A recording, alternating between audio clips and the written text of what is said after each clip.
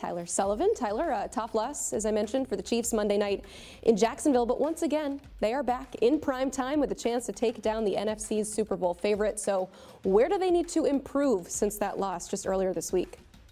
Yeah, whenever you can put the Chiefs on prime time, you just have to do it, right? Because obviously everybody wants to pay attention to what's going on with the Kansas City Chiefs. For a minute there, it did feel like maybe they had turned a corner where you say, okay, a little sluggish start out of the gate, but all of a sudden they're playing at a high level. They're averaging a lot of points per game. The offense seems to turn things around, especially with the return of Xavier Worthy. But to me, it's closing out these games, which is kind of funny to consider a Patrick Mahomes and Andy Reid led team not being able to close out games, but that's kind of been the case here this season. 0-3 in one-score games, which is the total opposite of what we saw a year ago. They were 12-1, I believe, in terms of one-score games in 2024. So to me, that's going to be the key issue, and I think a part of that is an inability to run the football effectively. That's kind of been the Chiefs' problem this season, is rushing the football and then defending the run. So to me, those are the two areas where I think you look at this team and say, where can they get better? How should they be better? To me, it's on the ground and in the trenches. I know we like to watch the Chiefs in prime time, as you said, but if we go back to 2018, this game is Sunday Night Football, but that one was Monday Night Football. Jared Goff dueling with the Rams against Patrick Mahomes and the Chiefs. That was an electric game. What is it about Jared Goff in prime time? Something seems to turn on for him, particularly against this Kansas City team. Yeah, when you're going up against what many people believe to be the high bar in the NFL, you have to bring it. And Jared Goff certainly has. I mean, you look at the numbers, they're 2-0, 37.5 points per game with his team. And he really has been playing at an extremely high level, not just going up against Patrick Mahomes, but you look at the bulk of this season, this Lions offense is really going at a very high clip right now. The last 4 games, they're averaging 40 points. It has been pretty remarkable what we've seen from this offense, specifically with Jared Goff, who sneaky has been putting together maybe an MVP campaign so far. I mean, right now, no one has really separated themselves, but right now, Jared Goff is in a position to not only put himself into that contention, but you show out here against Kansas City in Arrowhead Stadium. You're talking about extending your lead in the NFC North, extending your lead in the NFC in general. To me, this is a massive game, not just for Jared Goff, but also for the Detroit Lions in their season. You mentioned that MVP race. Goff is 4th right now in the odds. Patrick Mahomes is 2nd.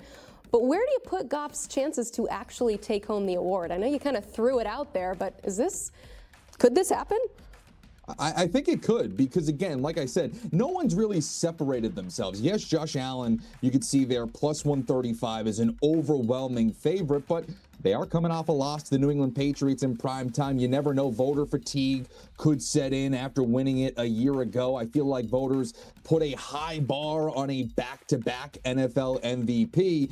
And you look at Jared Goff, he's number 1 in the NFL currently in completion percentage, number 1 in the NFL in passing touchdowns, number 2 in passer rating, only looking up to Lamar Jackson, who his stock has fallen since he's been dealing with injuries. So you compile those numbers together and you say, okay, that is Jared Goff certainly has MVP type numbers. Now, what does it mean for the team? You need to be on a division winner and a team that's rivaling for a number 1 seed. The Detroit Lions certainly look like they're on pace to do that and rival for a top seed. The other piece of the equation here for Jared Goff, for me, is he's had MVP type numbers in prior years, but I think he kind of gets dinged a little bit because of the situation around him. It's unbelievable in terms of the weapons and the coaching that he has around him. This year could be a little bit different. I think voters could look at Jared Goff and say, hey, listen, he's putting up these numbers despite losing Ben Johnson, many believed to be the mastermind behind this offense. So there's a compelling case here for Jared Goff to start building for MVP, and at 14-1, I think that's a pretty good bet right now. Yeah, you mentioned losing Ben Johnson. A little bumpy out of the gate for John Morton. Weren't sure what this offense would look like with him, but week 1 seems like so long ago. How impressive is what the Lions are doing this season, considering all they lost in that coaching staff?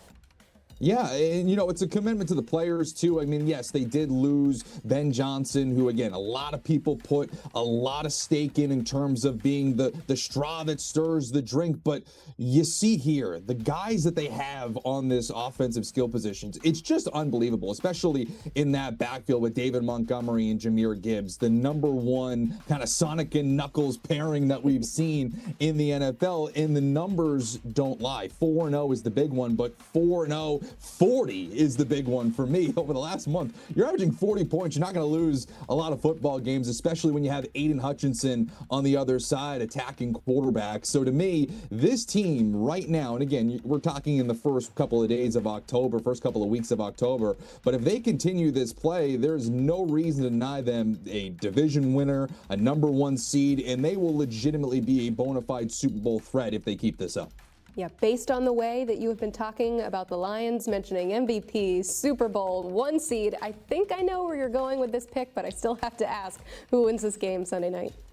Yeah, I really don't have a great poker face, do I? Because I do think it's going to be the Detroit Lions. I would take the points here. I would take them on the money line. I know that they're an underdog, and Arrowhead is such a tough place to play, and the Kansas City Chiefs are the Kansas City Chiefs. You can always never count them out, right? Even when you think, okay, they're on the backward swing, their offense hasn't looked great, they still give you a little bit of a shiver down your spine. But right now, I just feel like the Detroit Lions are playing much better football, and they have been one of the best road teams, actually the best road team in the NFL dating back to last season. 10-1 on the road, Dan Campbell is with the Detroit Lions. And I think for me, this game is going to come down to David Montgomery and Jahmyr Gibbs. That duo, to me, I think is in a really good position to shine once again. The Kansas City Chiefs are they're in the bottom 5 in the NFL in yards per rush allowed. And when you have Jahmyr Gibbs and David Montgomery against that type of a defense, I think that that's only going to help the Detroit Lions dominate time of possession, which means that Patrick Mahomes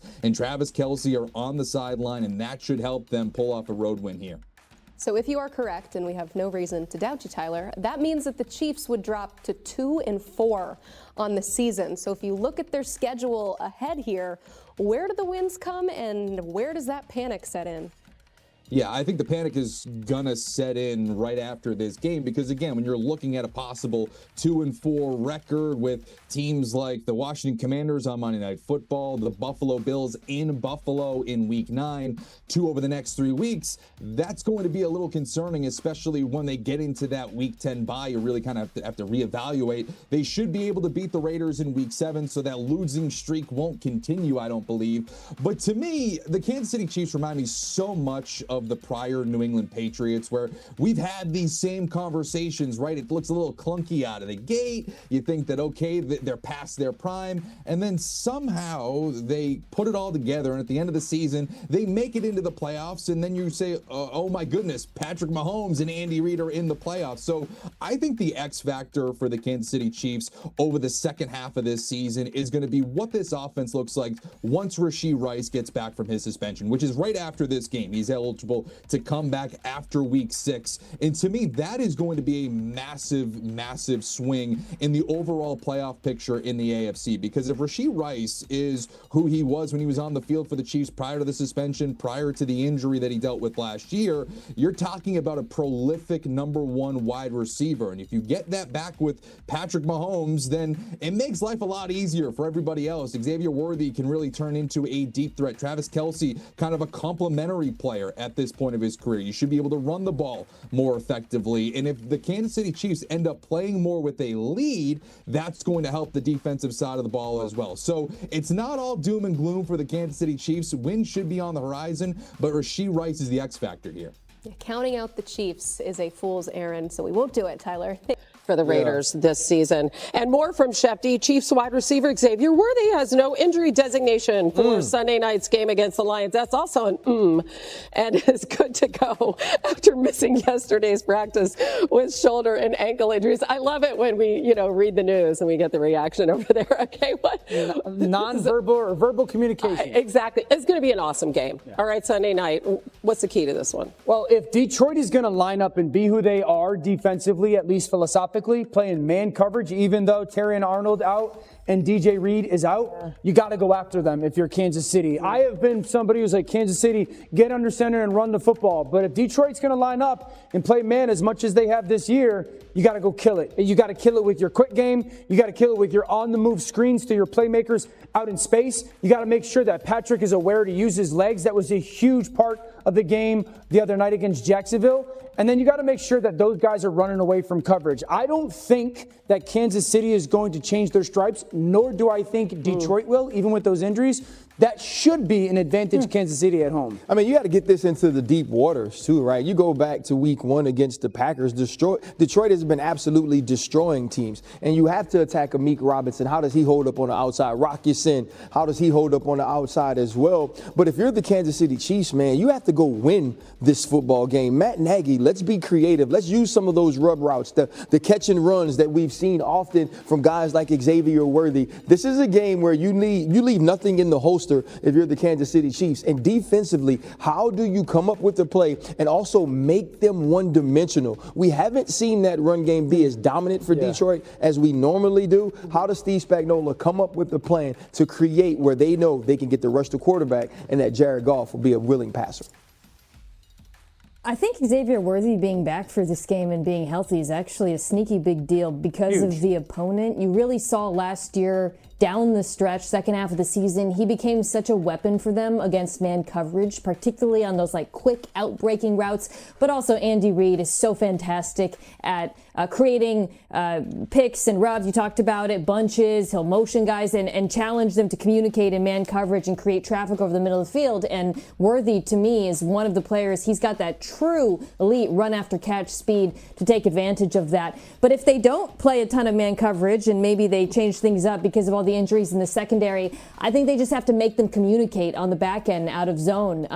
Dan, this to me could be a big quads game for Kansas City against this secondary, but I think they're going to come out throwing, and I think now they have not the quite full complement of weapons, but enough receivers to attack them in a number of different ways. This is a really hard game to pick, right? And we're split on it. So there you go. Yeah, RC and I are on the Chiefs. Dan and Mina are on the Lions. RC, why do you like the Chiefs? Well, I just think the Chiefs have to win, right? And I believe that this is one of those games where what Patrick Mahomes can do with his legs and the opportunities to attack backups on the back end gives them an opportunity to be explosive offensively. Things won't get any easier for the Chiefs coming off a tough loss to the Jaguars on Monday Night Football as they host the 4-1 Lions this week. The good news for KC, Patrick Mahomes is 20-5 in his career following a regular season loss. RC, we were asking this question before we headed to Jacksonville for Monday Night Football. Is this a must-win game for Mahomes and the Chiefs? It's giving deja vu. This is absolutely a must-win. And, you know, I wasn't in that place last week because I felt like they were then fighting to represent the AFC in the Super Bowl again or be a team that hosted playoff games, but they cannot fall behind anymore. You still have the Buffalo Bills on your schedule, the Broncos, obviously the Chargers once again. The Kansas City Chiefs has to go out and prove that they can beat a good opponent as this team is constructed right now, and then you know you get relief with Rashee Rice coming back. It's absolutely a must game. You're absolutely right. I had the pleasure and the honor of working my first Monday Night Countdown game with RC and the crew for Monday Night Countdown a couple of weeks ago when Detroit was in Baltimore. You know, it was on my bucket list. I loved it. And I saw the Detroit Lions make liars out of all of us because of the way they handled Baltimore. And then I'm looking at Kansas City right now. You had 109 yards off of 13 penalties, 109 yards in penalties over 13 penalties calls against you. You can't run the football. Plus Patrick Mahomes threw a pick six. Yo, man, they got to win this game. They're just not looking good. 12-0 in one-score games last year, 0-3 this year. They got to get it together. And Detroit ain't going to give anything to them because Detroit is for real.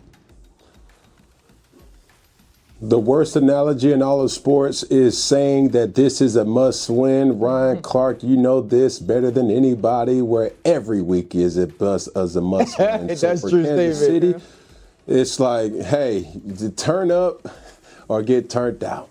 Not turned out. By the way, their next 5 games, well, after the Lions, they have... Jackson Dart. Mike T. That boy. Man. Okay, that's a very good one this week. Well done coming off the game last night. And so as you could see, it was a giant celebration. That's one side of the story.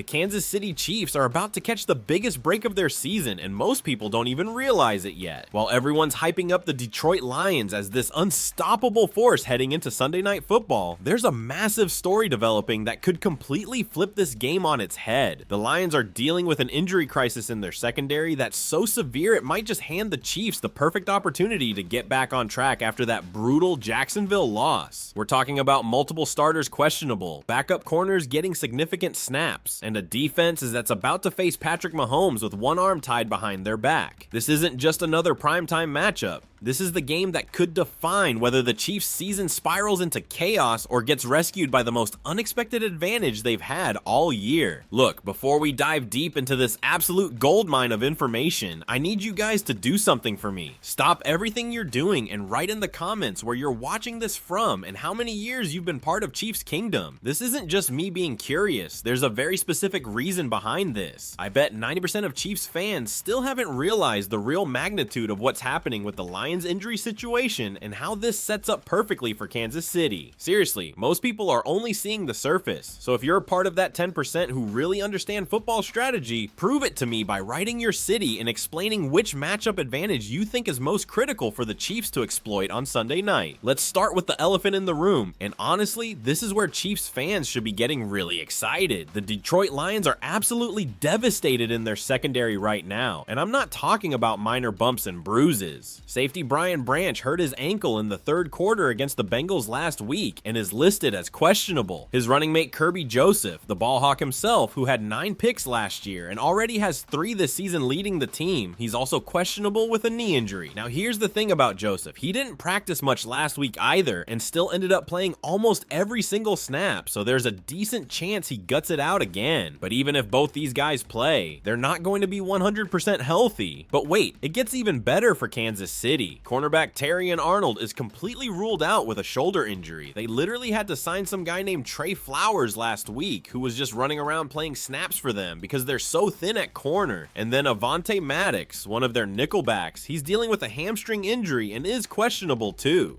So you're looking at a secondary that's missing multiple corners, has both starting safeties banged up, and is basically held together with duct tape and prayers right now.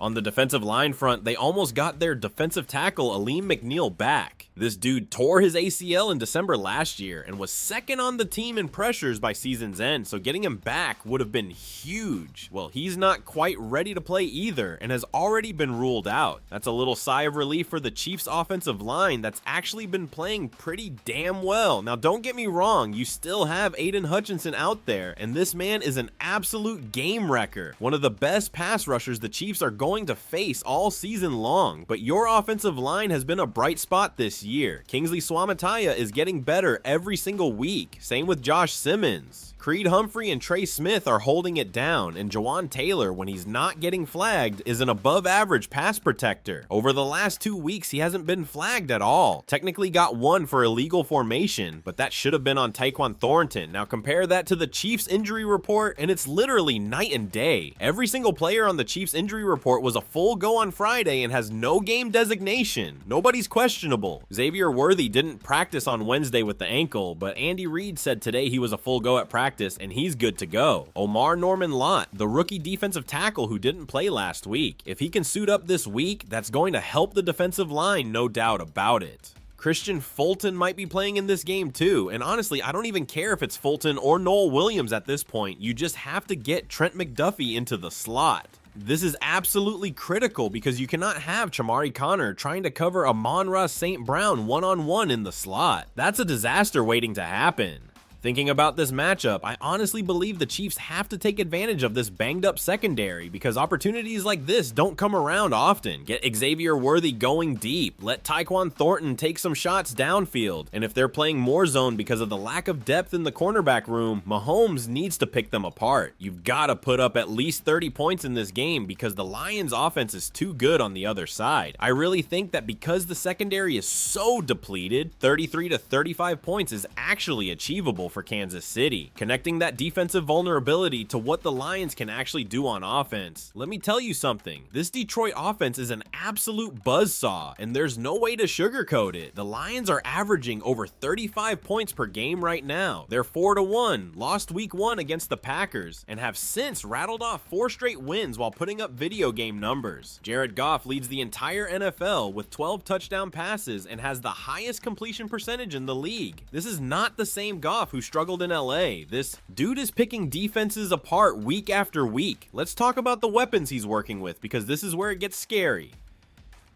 Jahmyr Gibbs and David Montgomery, that's legitimately one of the best running back duos in the entire NFL. You're going to have to sell out a bit to stop the run, but here's the problem. When you do that, you've got Sam Laporta waiting. This tight end is easily top 5, maybe top 3, depending on which metrics you look at. He is a problem child for defenses. Then you have Jamison Williams, their deep threat burner, who's been a little quiet this year, but can take the top off any defense at any moment. But the real nightmare is Amon-Ra St. Brown in the slot. This man is arguably the best slot receiver in all of football right now. He leads all receivers in the NFL with 6 receiving touchdowns. He's had like 4 games straight of 70+ receiving yards. He's an absolute monster, and here's why this is so critical. If you're going to have Shamari Connor in the slot trying to cover St. Brown with his banged up wrist or not, this dude's going off for 200 yards. That's why getting McDuffie into the slot to shadow St. Brown is absolutely essential. You have to try to do everything you can to take him out of the game, which is still going to be damn near impossible because he's going to make plays regardless. The offensive line situation for Detroit is interesting too. Their starting left tackle Taylor Decker is questionable with a shoulder injury, and their backup left tackle Giovanni Manu is also questionable with a knee. So you've got a semi-makeshift offensive line situation happening, but honestly, they've held up pretty well, and Goff has been so good that it almost doesn't matter. They run trick plays, they're explosive, they're electric, and they're averaging 35+ points for a reason.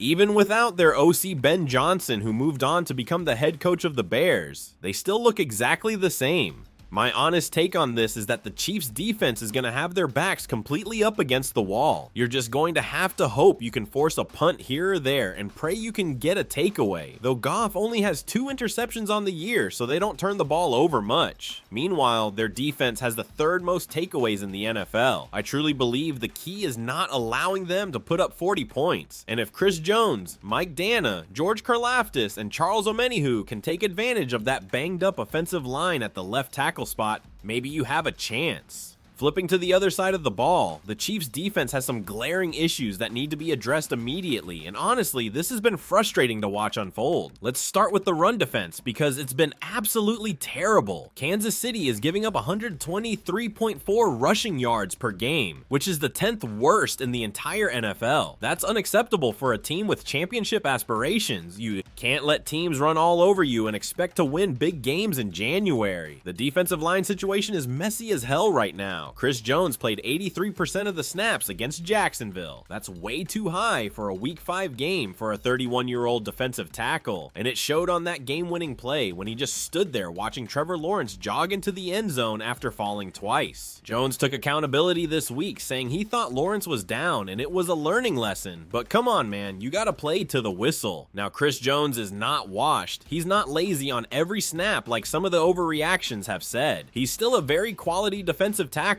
probably still top 3 at the position. He's just not at his absolute peak anymore at 31 years old. Beyond Jones, the pass rush is completely flat outside of George Karlaftis. Nobody else has more than 2 sacks on the season. The decision to dump Mike Pennell for Derek Nunati has not panned out at all. Omar Norman Lott was a surprise inactive against Jacksonville, and hopefully getting him back this week helps, but the interior is thin as paper right now. You need more production from guys like Mike Dana, and Charles Omenihu has to step up. In the secondary, there's been some baffling personnel decisions. Noel Williams has been a bright spot when he's out there, but his snap count went from 20 in Week 3 to 19 in Week 4 to just 4 snaps in Week 5. Why? This makes no sense. The kid can make plays. He's shown he belongs out there, yet they basically benched him. Shamari Connor can't play the ball in coverage and gets beat regularly, which resulted in that PI call on the final drive against Jacksonville. Jacksonville. You need Williams' playmaking spark out there, especially against an offense as potent as Detroit's. The other head-scratcher is Brashard Smith's usage on offense. His role shrank to just 6 offensive snaps in Week 5 after he had 19 snaps in Week 4 against Baltimore. Despite flashing with 3 catches for 32 yards and having a 60-plus yard return negated by a penalty, they just stopped using him. With Kareem Hunt and Isaiah Pacheco lacking that dynamic element, though Pacheco has looked better in recent weeks, Smith's speed that needs more looks. I really think these trends have to reverse if the Chiefs want any shot at beating Detroit. You can't just afford to burn out Chris Jones by overworking him at his age. You can't waste Noel Williams' potential by keeping him glued to the bench. And you absolutely cannot ignore Brashard Smith's spark when your offense needs every weapon it can get.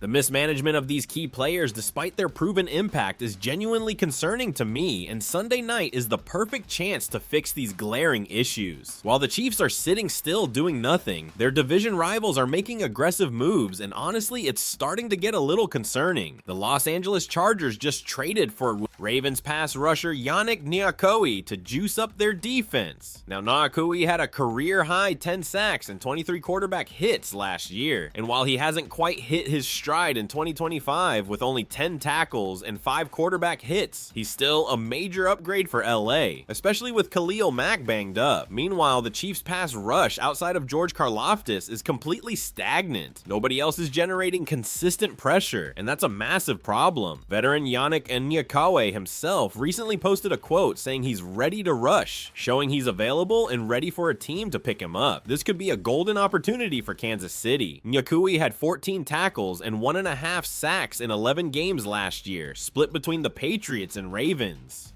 He also posted a 70.2 PFF run grade, which means he could help manage the snap count for others and give the defensive line some much-needed rest while sparking competition in the locker room.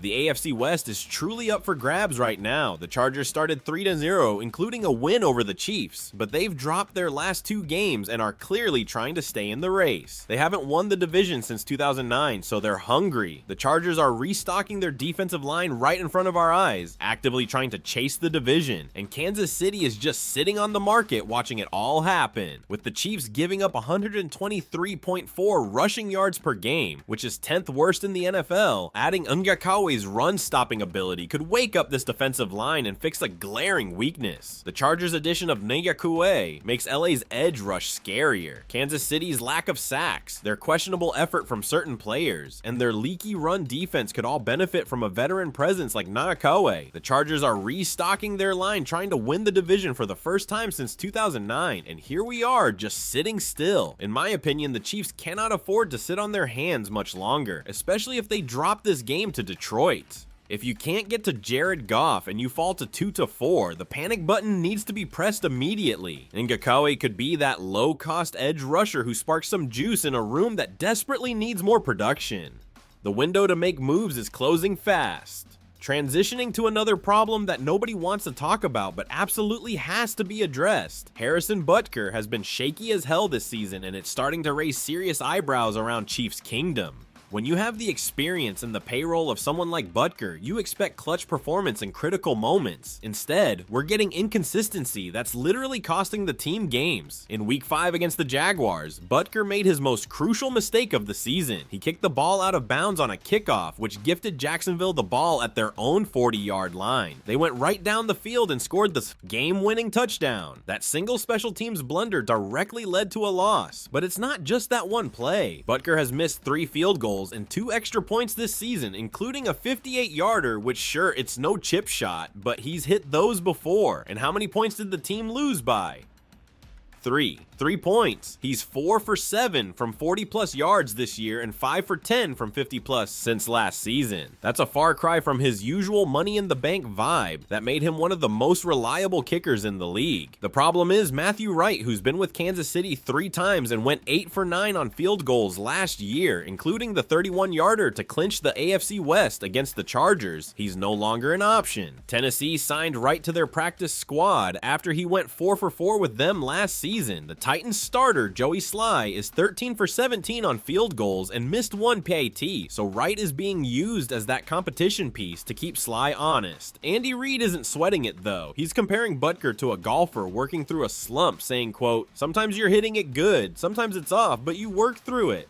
So carrying 2 kickers on the 53-man roster isn't happening unless Butker gets hurt, and obviously none of us want to see that. The issue is that Butker's struggles from 40+, and that costly kickoff blunder in Week 5 highlight a real dip in reliability. While Wright's 8 for 9 performance last year with KC, especially that clutch division clinching kick, proves he would have been a good competition piece and solid backup option if truly needed. The reality is that these misses and that kickoff handed a game away. With Reid banking on Cure to snap out of it naturally, the Chiefs will just have to hope this slump works itself out on its own. There's nothing else they can really do unless you want to keep looking around for free agent kickers. But your best option in Matthew Wright, who knew the system, knew the team, and knew the culture, is now off the table. I honestly think the Chiefs might regret not bringing in competition earlier when Wright was available, because right now you're stuck hoping Butker figures it out under pressure, and that's a dangerous position to be in. Looking at everything we've covered, the prediction part is always the fun part, and honestly I'm going with the Chiefs winning this game 34-31.